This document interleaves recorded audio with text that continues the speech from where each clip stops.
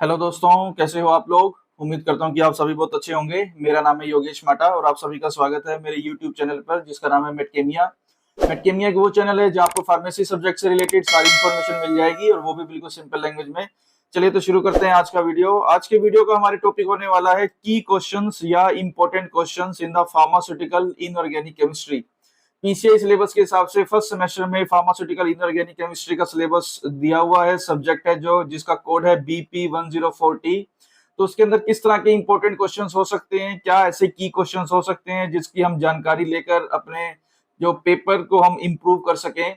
तो इसमें हम बेसिकली पीसीआई सिलेबस के हिसाब से तीन तरह के क्वेश्चंस को है डिस्कस करने वाले हैं। सबसे पहले ऑब्जेक्टिव टाइप क्वेश्चंस यानी कि मल्टीपल चॉइस क्वेश्चंस, दूसरे होंगे शॉर्ट आंसर क्वेश्चंस जो कि हमारे 5 मार्क्स में पूछे जाते हैं और तीसरे होंगे लॉन्ग आंसर क्वेश्चन जो कि 10 मार्क्स में पूछे जाते हैं।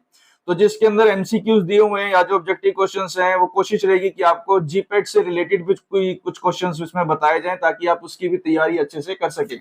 चलिए तो शुरू करते हैं आज का वीडियो। तो आज का वीडियो शुरू करने से पहले आप एक बार चैनल को जरूर सब्सक्राइब कर लें, इससे आपको आने वाली वीडियो का नोटिफिकेशन मिलता रहेगा। चलिए तो let's start the first one.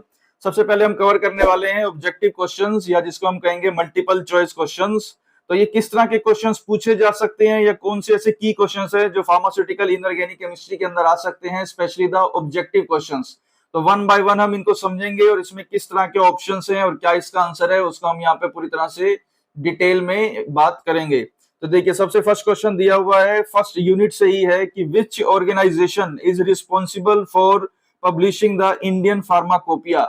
जो हमारा इंडियन फार्माकोपिया है जिसके कई सारे एडिशंस अभी पब्लिश हो चुके हैं, उसको कौन सी ऑर्गेनाइजेशन जो है रिस्पॉन्सिबिलिटी लेती है, कौन सी ऑर्गेनाइजेशन जो है उसको पब्लिश करती है। तो इसके अंदर चार ऑप्शन दिए हुए हैं। फर्स्ट वन है Indian council of medical research, फिर है central drug standard control organization जिसको हम बोलते हैं CDSC हो, फिर है उसके बाद IPC यानी कि इंडियन फार्माकोपिया कमीशन, और लास्ट ऑप्शन है ministry of health and family welfare.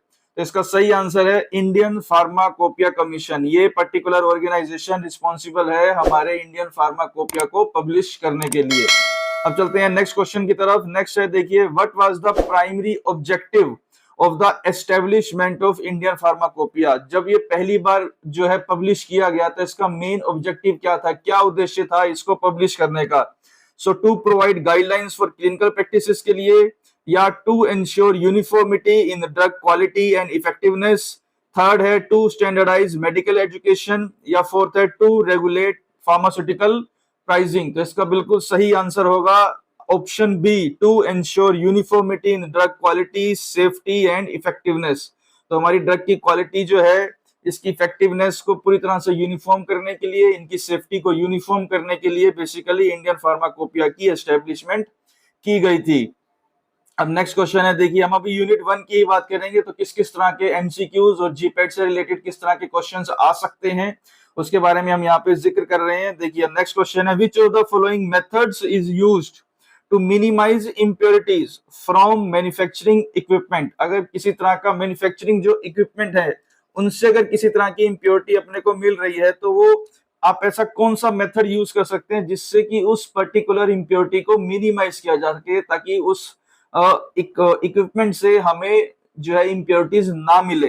जैसे कि रेगुलर मेंटेनेंस अगर हम करवाएंगे इक्विपमेंट का तो क्या वो रिस्पॉन्सिबल होगा इंप्योरिटीज को कम करने के लिए, या using recycled solvent, third is increasing temperature, और फोर्थ है रिड्यूसिंग रिएक्शन टाइम। तो इसका सबसे सही आंसर है रेगुलर मेंटेनेंस हमको अपने इक्विपमेंट की करवाती रहनी चाहिए, करवाना चाहिए, ताकि इससे हमें कम से कम इंप्योरिटी मिले इन द फाइनल प्रोडक्ट। अब चलते हैं नेक्स्ट क्वेश्चन की तरफ। अभी हम फर्स्ट यूनिट की ही बात कर रहे हैं। देखिए नेक्स्ट क्वेश्चन में हमें किस तरह के एमसीक्यूज मिलेंगे। देखिए सबसे नेक्स्ट दिया हुआ है हमारे पास, how can improper handling of pharmaceutical substances lead to impurity issues. अगर आप किसी तरह का फार्मास्यूटिकल सब्सटेंसेस के अंदर अगर हम इम्प्रॉपर हैंडलिंग करें तो किस तरह की इम्प्योरिटी जो है आपको उसके अंदर मिल सकती है, या किस तरह से इम्प्योरिटी उसके अंदर इंट्रोड्यूस हो सकती है। सो बाय इंट्रोड्यूसिंग डस्ट और पर्टिकुलर मैटर, अगर हम इस तरह की इम्प्रॉपर हैंडलिंग के एग्जांपल दें कि इम्प्रॉपर हैंडलिंग में कि क्या अगर आप डस्ट को इंट्रोड्यूस कर दें या किसी पर्टिकुलेट मैटर का मतलब कोई फॉरेन पार्टिकल को अगर आप इंट्रोड्यूस कर दे तो क्या इससे क्या इंप्योरिटी का इश्यू हो सकता है।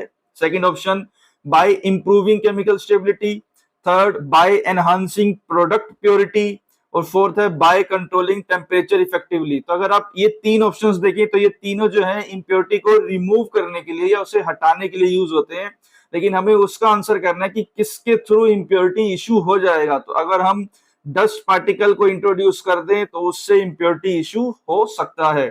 देखिए अब नेक्स्ट क्वेश्चन की तरफ चलते हैं। नेक्स्ट है which compound is formed as a precipitate during the limit test for chlorides. अगर हम लिमिट टेस्ट फॉर क्लोराइड्स की बात करें तो कौन सा ऐसा कंपाउंड है जो कि प्रेसिपिटेट की फॉर्म में होता है, या जिसको हम कहें प्रेसिपिटेट की फॉर्म में। देखिए तब शो होगा जब उसकी क्वांटिटी ज्यादा होगी, लेकिन अगर उसकी कम क्वांटिटी होगी तो वो आपको टर्बिडिटी या ओपेलिसेंस की फॉर्म में शो होगा।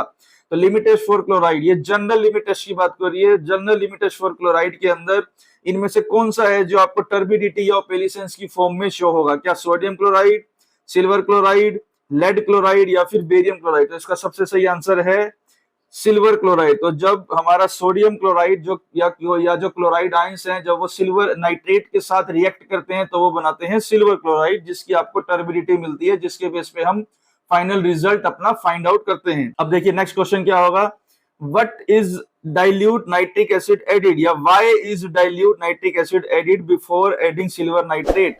ये लिमिट टेस्ट फॉर क्लोराइड से ही जुड़ा हुआ आंसर है कि हम ये कहना चाह रहे हैं कि why we are adding silver nitrate के अंदर, जब आप ऐड कर रहे हो तो उससे पहले हम dilute nitric acid, silver nitrate से पहले डाइल्यूट नाइट्रिक एसिड क्यों ऐड करते हैं, क्या कारण है? तो वो देखिए इसमें चार ऑप्शन दिए हुए हैं। टू ऑक्सीडाइज द क्लोराइड, क्या वो क्लोराइड को ऑक्सीडाइज करता है? टू मेंटेन एल्केलाइन पीएच, क्या वो एल्केलाइन पीएच कोज करता है? To prevent precipitation of other silver salts, क्या उनको प्रेसिपिटेट करेगा, अदर सिल्वर सोल्ट्स को प्रिवेंट करेगा?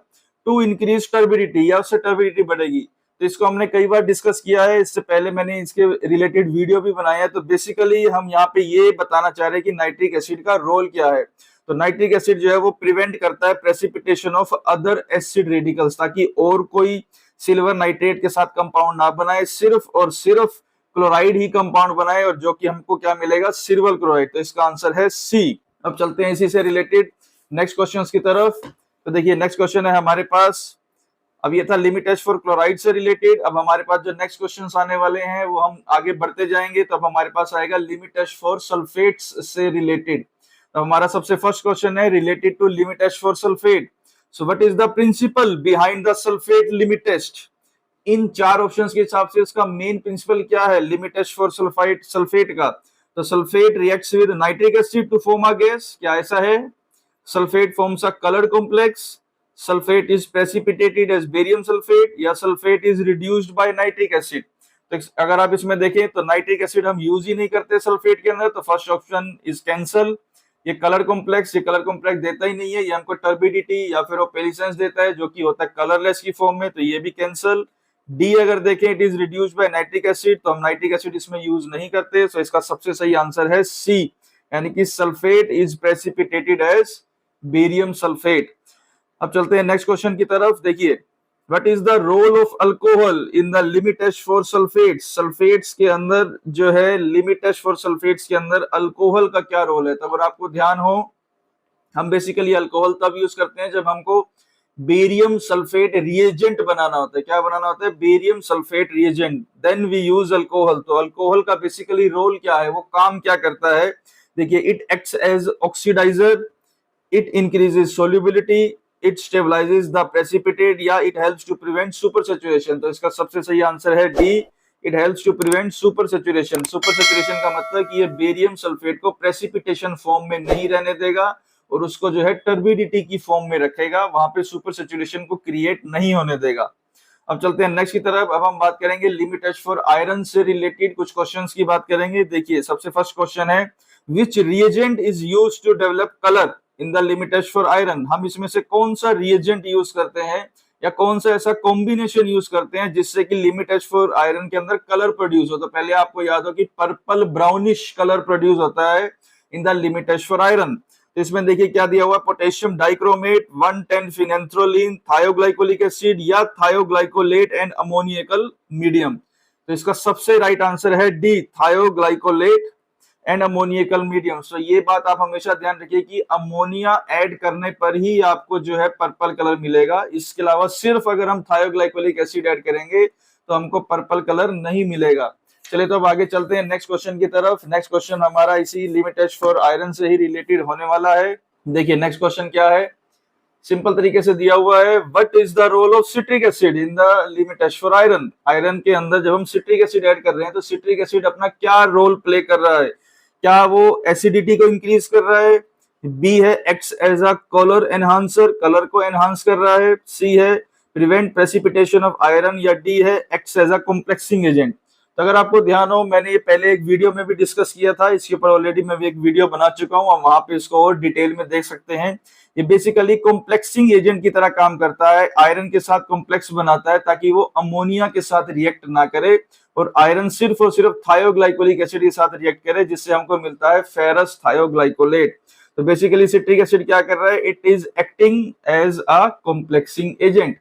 चलिए तो नेक्स्ट क्वेश्चन है हमारा आर्सेनिक लिमिट टेस्ट से जुड़ा हुआ है, तो इसके बारे में हम बात करेंगे। देखिए क्या है, the apparatus used in the arsenic limit test is called. Simple question है, हम इसके अंदर कौन सा यूज करते हैं, पर फिर भी ये कई बच्चे इसके अंदर कंफ्यूज हो जाते हैं कि हम इसमें कौन सा एपरेटस, वो ज्यादातर इसमें नेसलर सिलेंडर ही यूज करते हैं। तो आपको यहाँ पर ये पॉइंट क्लियर करना है कि limit test for chloride, sulphate और आयरन, इनके लिए तो हम यूज करते हैं नेसलर सिलेंडर, लेकिन हम जब आर्सेनिक का लिमिट टेस्ट करते हैं तो उसके लिए हम यूज करते हैं गटजिट टेस्ट एपरेटस। इस पर्टिकुलर एपरेटस के अंदर इसको यूज किया जाता है। अब इसको यूज करने का क्या कारण है, इस पे एक ऑलरेडी वीडियो बना हुआ है, तो आप मेटकेमिया चैनल पर जाइए और वहां पे आपको इससे रिलेटेड पूरी डिटेल मिल जाएगी। अब चलते हैं नेक्स्ट क्वेश्चन की तरफ। देखिए विच फॉर्म ऑफ जिंक, ये थोड़ा इंपॉर्टेंट क्वेश्चन, आप यहाँ पर जरा ध्यान दीजिए। Which form of zinc is recommended for the test. ये टेस्ट जो है लिमिट टेस्ट फॉर आर्सेनिक की ही बात हो रही है यहाँ पर। So which form of zinc is recommended, क्या हम जिंक डस्ट यूज करते हैं, जिंक ग्रेन्यूल्स यूज करते हैं, जिंक अमलगम, या फिर जिंक मेटल शीट। तो अगर हम इसका सही आंसर पाएं तो वो है जिंक ग्रेन्यूल्स। हम इसके अंदर जिंक ग्रेन्यूल्स यूज करते हैं, जिंक पाउडर का हम यूज नहीं करते। उसका कारण ये, जब ये नेसेंट हाइड्रोजन बनता है इसके अंदर तो वो इसके साथ स्टेबल रहता है, स्टेडी रहता है, या जिसके हम कह सकते हैं कि वो प्रोलोंग रहता है, क्योंकि नेसेंट हाइड्रोजन ही है जो आर्सेनियस एसिड, ट्राइवेलेंट आर्सेनियस एसिड के साथ रिएक्ट करेगा और आर्सिन गैस बनाएगा। तो उसकी स्टेबिलिटी के लिए हम जिंक ग्रेन्यूल्स का यूज करते हैं ताकि आर्सिन गैस अच्छे से फॉर्म हो और वो जाके मर्क्यूरी क्लोराइड पेपर के साथ रिएक्ट करती है, जिससे हमें येलो स्टेन मिलता है। चलिए तब चलते हैं नेक्स्ट क्वेश्चन की तरफ। नेक्स्ट क्वेश्चन जो है हमारा मॉडिफाइड लिमिट टेस्ट से जुड़ा हुआ है, क्योंकि इसके अंदर modified limit test for chloride और सल्फेट भी दिए हुए हैं, अगर आपको ध्यान हो। इसके अंदर सबसे पहले the modified limit test are specially important when the sample contains. तो इसमें मेन एक तरह का डिफरेंस भी दिया हुआ है कि हमने मॉडिफाइड लिमिट टेस्ट क्यों किया, जब हम जनरल लिमिट टेस्ट क्लोराइड और सल्फेट का परफॉर्म कर चुके हैं। So why there is need for the modified limit test for sulphates and chloride.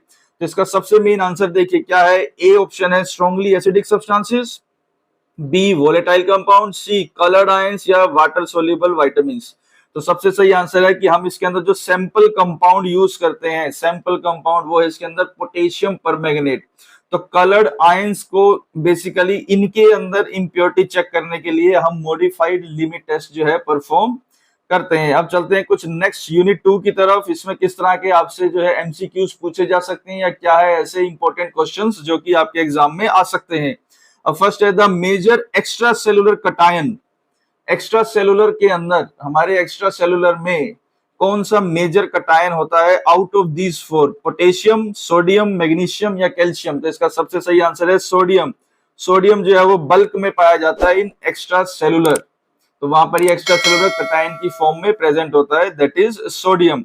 उसके बाद देखिए नेक्स्ट क्वेश्चन है which electrolyte is important for neuromuscular excitability and cardiac rhythm. जो कार्डियक रिदम को मेंटेन करे, हमारे न्यूरोमस्कुलर की एक्साइटेबिलिटी को जो है वो बढ़ाए, या उसके लिए कौन सा ऐसा पर्टिकुलर इलेक्ट्रोलाइट इंपॉर्टेंट है आउट ऑफ दिस फोर, क्या पोटेशियम, क्लोराइड, बाइकार्बोनेट या फिर मैग्नीशियम। तो इसका सबसे सही आंसर है पोटेशियम। पोटेशियम सबसे ज्यादा इन चारों में से आप कह सकते हैं इंपॉर्टेंट है हमारी कार्डियक रिदम को मेंटेन करने के लिए, ये कार्डियक रिदम को सही तरीके से बनाए रखने के लिए।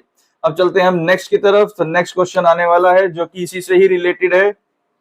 ये देखिए यहाँ पे दिया हुआ है, नेक्स्ट है विच ion is essential for blood clotting. इनमें से कौन सा जो आयन है वो ब्लड क्लोटिंग के लिए रिस्पॉन्सिबल है। इन चारों में से जो चार ऑप्शन दिए हुए हैं इनमें से ब्लड क्लोटिंग के लिए कौन सा रिस्पॉन्सिबल है। इसमें देखो चार ऑप्शन है सोडियम, पोटेशियम, कैल्शियम और क्लोराइड। तो इसमें सबसे सही आंसर है कैल्शियम। कैल्शियम इज बेसिकली जो है सबसे ज्यादा रिक्वायर्ड है आपको ब्लड क्लोटिंग के लिए out of these 4 options. Next is magnesium is primarily located in. Magnesium का सबसे प्राइमरी लोकेशन क्या है? क्या वो एक्स्ट्रा सेलुलर फ्लूइड में पाया जाता है या intracellular fluid and bone? Third is plasma proteins में या यूरिन में? तो अगर आपको ध्यान हो, मैंने इसके ऊपर हमने डिस्कस किया हुआ है पहले कि जो मैग्नीशियम है वो आपका 50 से 60% अवेलेबल होता है बोन्स के अंदर। तो इसका सही आंसर होगा B, intracellular fluid and bone. अब हम चलते हैं नेक्स्ट क्वेश्चन की तरफ। देखिए, which of the following is commonly used as an abrasive in dentifrices? यहाँ से जो डेंटल प्रोडक्ट्स के शुरू हो जाते हैं, तो इनमें से कौन सा ऐसा ऑप्शन है, कौन सा ऐसा कंपाउंड है जो कि एब्रेसिव की तरह यूज होता है डेंटिफ्राइसिस के अंदर? एब्रेसिव वो होते हैं जो कि हमारी टीथ को क्लीन करने के लिए, पॉलिश करने के लिए यूज किए जाते हैं। तो इन चारों में से क्या है? Calcium carbonate, zinc oxide, magnesium sulphate या फिर पोटेशियम नाइट्रेट? तो अगर आप सही आंसर की बात करें तो वो है कैल्शियम कार्बोनेट। तो कैल्शियम कार्बोनेट जो है एक एब्रेसिव की तरह काम करता है, जिसको कि टूथपेस्ट में ऐड किया जाता है ताकि टीथ की अच्छे से क्लीनिंग की जा सके, अच्छे से उसकी पॉलिश की जा सके। चलिए तो नेक्स्ट क्वेश्चन की तरफ चलते हैं। ये भी डेंटिफ्राइसिस से ही जुड़ा हुआ है। देखिए सबसे इसमें नेक्स्ट क्वेश्चन है, zinc oxide eugenol cement is mainly used है। अगर आपको ध्यान हो, ZOE जो हम जिंक ऑक्साइड यूजेनोल जो यूज करते हैं वो किस के लिए यूज किया जाता है? उसका मेनली यूज क्या है? क्या वो परमानेंट रिस्टोरेटिव मटेरियल बनाता है या temporary filling and base material? Next है क्राउन सीमेंटेशन या फिर ऑर्थोडोंटिक एडहेसिव? तो अगर आपको ध्यान हो, हम इस पे पहले डिस्कस कर चुके हैं। तो इसका सही आंसर है टेम्परेरी फिलिंग और बेस मटेरियल के लिए इसको ऐड किया जाता है। तो एक बार जब बेस बन जाता है तो इसको रिमूव करके वहां पे परमानेंट फिलिंग कर दी जाती है। अब आगे चलते हैं, लास्ट क्वेश्चन है एमसीक्यूज का कि which of the following is the most commonly used desensitising agent in dentifrices? Dentifrices के अंदर मोस्ट कॉमनली यूज्ड आपका कौन सा कंपाउंड यूज होता है आउट ऑफ दिस 4? तो क्या कैल्शियम कार्बोनेट है, स्ट्रोंशियम क्लोराइड, सोडियम फ्लोराइड या फिर जिंक ऑक्साइड? तो इसका सबसे सही आंसर है स्ट्रोंशियम क्लोराइड को हम यूज करते हैं एज डिसेंसिटाइजिंग एजेंट्स इन डेंटिफ्राइसिस। तो ये थे क्वेश्चंस, एमसीक्यूज क्वेश्चंस थे, ऑब्जेक्टिव क्वेश्चंस जो कि इंपॉर्टेंट है, जो कि आपसे पूछे जा सकते हैं। अब हम चलते हैं शॉर्ट आंसर की तरफ और लॉन्ग आंसर की तरफ कि किस तरह के शॉर्ट आंसर क्वेश्चंस आपसे पूछे जा सकते हैं। यहाँ पर हम डिस्कस करेंगे और उनको लिखना किस तरह से है उसकी भी पूरी डिस्कशन यहाँ पर दी जाएगी। तो आप अभी वीडियो में बने रहें। देखिए सबसे फर्स्ट क्वेश्चन क्या है, अगर हम शॉर्ट आंसर क्वेश्चंस की बात करें तो सबसे पहला है right principle and procedure involve in the limit test for iron. तो सीधा डायरेक्ट क्वेश्चन है कि जो आपने पढ़ा हुआ है लिमिट टेस्ट फॉर आयरन के अंदर क्या है प्रिंसिपल और क्या है प्रोसीजर। तो आप इसको इस तरह से डिवाइड कर सकते हैं कि 2 मार्क्स में है प्रिंसिपल और 3 मार्क्स में है प्रोसीजर। तो आप इसमें अच्छे से डिटेल मेंशन करें कि किस तरह से क्या रिएक्शन हुआ और आपको किस कलर का कंपाउंड मिला, तो वो सारा प्रिंसिपल में आएगा। प्रोसीजर के अंदर आपने कौन कौन से मेन कंपाउंड यूज किए और एंड प्रोडक्ट आपका कैसे आया, तो ये सारी बात कंप्लीट प्रोसीजर के अंदर, कंप्लीट वॉल्यूम आप कितना यूज कर रहे हो, किस कंसंट्रेशन का यूज कर रहे हो, ये सारी डिटेल आप इसमें लिख दें तो ये 5 नंबर का आपका बहुत सा अच्छा क्वेश्चन बन सकता है। अब देखिए नेक्स्ट है illustrate the role of fluoride in the treatment of dental caries. जब डेंटल केरीज हो जाती हैं तो फ्लोराइड अपना क्या रोल प्ले करता है, तो इसके ऊपर एक बहुत अच्छा जो है आंसर बना हुआ है। तो आप अगर उसको देखें तो आप यहाँ पे कंप्लीट डिटेल लिख सकते हैं कि फ्लोराइड का बेसिकली क्या रोल रहता है in the treatment of dental caries. तो इसको भी आप 5 नंबर के हिसाब से बड़े अच्छे से अटेम्प्ट कर सकते हैं। अब देखिए नेक्स्ट है right molecular formula, molecular weight, properties and uses of following. इसमें 2 कंपाउंड दिए हुए हैं जिसका आपको मॉलिक्यूलर फॉर्मूला, मॉलिक्यूलर वेट लिखना है, उसकी प्रॉपर्टीज क्या है और उसके यूज क्या है, जैसे कि कैल्शियम ग्लूकोनेट और सोडियम फ्लोराइड। तो आप अगर इसको, ये भी 5 मार्क्स में है, तो आप अगर इसको समझें तो ये 1 मार्क का molecular formula, 1 mark molecular weight, 2 marks properties and 1 mark uses. तो ये टोटल जो आपका 5 मार्क्स में हो जाएगा। तो इसमें आप इस तरह से इन दोनों कंपाउंड के बारे में अगर आप अच्छे से लिख देंगे तो आपको you will get 5 out of 5. The next is the explain following. आपको कुछ 2 क्वेश्चन दिए हुए हैं, उनको अच्छे से एक्सप्लेन करना। जैसे पहला, role of barium sulphate reagent in the limit test for sulphates. जो हम लिमिट टेस्ट करते हैं सल्फेट्स का, उसमें बेरियम सल्फेट रिएजेंट का क्या रोल है, तो इसके ऊपर ऑलरेडी मैंने एक वीडियो बनाया हुआ है, तो आप अगर मेट केमिया चैनल पर जाएंगे वहां आपको इसकी कंप्लीट डिटेल मिल जाएगी। और हमने वहां पे ये भी डिस्कस किया हुआ है कि ये बनता कैसे है। लेकिन क्योंकि ये 3 मार्क्स में आपको दिया हुआ है, 3 मार्क्स में, तो आपको इस तरह से ये मेंशन करना है कि बेसिकली इसका रोल क्यों है। या आप इसको इस तरह से भी लिख सकते हो कि why we used barium sulphate reagent instead of barium chloride alone. हमने बेरियम क्लोराइड अकेला यूज ना करके बेरियम सल्फेट रिएजेंट क्यों यूज किया, तो उसकी डिटेल आपको मिल जाएगी। तो ये आप 3 नंबर के हिसाब से लिख सकते हैं। इसी के साथ एक दूसरा ऑप्शन दिया हुआ है ओरल रिहाइड्रेशन सॉल्ट, तो ORS इसको बोलते हैं। तो ORS बेसिकली WHO गाइडलाइंस के हिसाब से इसकी मेन कंपोजिशन क्या है और इसके बारे में आप ब्रीफ करके लिख दीजिए कि ये होता क्या है, तो आपको 2 नंबर बड़ी आसानी से मिल जाएंगे। अब हम चलते हैं लॉन्ग आंसर क्वेश्चंस की तरफ। देखिए इसके अंदर 3 क्वेश्चंस दिए हुए हैं, आपको पूरी तरह से कोशिश रहेगी आपको अच्छे से समझ में आ जाए। देखिए सबसे फर्स्ट है describe principle apparatus with diagram and procedure involved in the limit test for arsenic. ये मैं पहले भी कई बार डिस्कस कर चुका हूं कि आर्सेनिक का क्या है प्रिंसिपल। इस पे ऑलरेडी एक वीडियो, मैं पहले बता दूं, इस पे ऑलरेडी एक वीडियो बनी हुई है। हालांकि मैंने इसके 3 पार्ट्स में ये वीडियो बनाई थी, तो आपको मेट केमिया चैनल पर मिल जाएगा, वहां जाइए, आपको पूरी अच्छे से जानकारी इस पर्टिकुलर क्वेश्चंस की मिल जाएगी कि क्या होता है इसका प्रिंसिपल। एपरेटस के लिए जो हम गटजिट एपरेटस यूज करते हैं उसका क्या है रोल, उसके अंदर जो कंपोनेंट्स हैं उनके क्या है फंक्शंस, और प्रोसीजर क्या है इस लिमिट टेस्ट का, तो आपको सारी डिटेल मिलेगी। तो ये आपको 10 मार्क्स में आएगा, तो आपको कंप्लीट डिटेल उसके अंदर मेंशन करनी है, तभी ही आपको 10 में से 10 नंबर मिल सकते हैं। अब नेक्स्ट है elucidate functions of various physiological ions under major extra and intracellular electrolytes. जिसके अंदर कई सारे आयंस हैं like sodium, potassium, calcium, magnesium, bicarbonate. तो इन सब का क्या क्या रोल है, ये किस तरह से अपना फंक्शन जो है फिजियोलॉजिकल आयंस की फॉर्म में ये कैसे अपना फंक्शन जो है प्ले करते हैं, तो ये आपको कंप्लीट डिटेल लिखनी है यहाँ पर, तभी आपको 10 में से 10 नंबर मिल पाएंगे। लास्ट है explain in detail about the sources and types of impurities in pharmaceutical substances. तो फार्मास्यूटिकल सब्सटेंसेस में अगर इम्प्योरिटीज हमको मिल रही है फाइनली, तो उनका मेन सोर्स क्या है, क्या वो रॉ मटेरियल से मिल रही है, इंटरमीडिएट प्रोडक्ट से मिल रही है, या किस पर्टिकुलर ऐसी चीज से आपको जो है इम्प्योरिटी मिल रही है, तो उसकी पूरी डिटेल आपको यहाँ पर लिखनी है, तभी आपको यहाँ पे कंप्लीट नंबर मिल पाएंगे। तो बच्चों ये था आज का वीडियो, यहाँ मैंने पूरी कोशिश करी आपको कुछ इंपॉर्टेंट क्वेश्चंस या की क्वेश्चंस बताने के लिए, तो उम्मीद है ये आपके लिए हेल्पफुल होगा। अगर ये आपको ये अच्छा लगा तो आप कमेंट करके जरूर बताएं। अगर आप चैनल पर नए हैं तो चैनल को जरूर सब्सक्राइब कर लें, इससे आपको आने वाली वीडियो का नोटिफिकेशन मिलता रहेगा। तो आज की वीडियो में इतना ही। Thank you so much.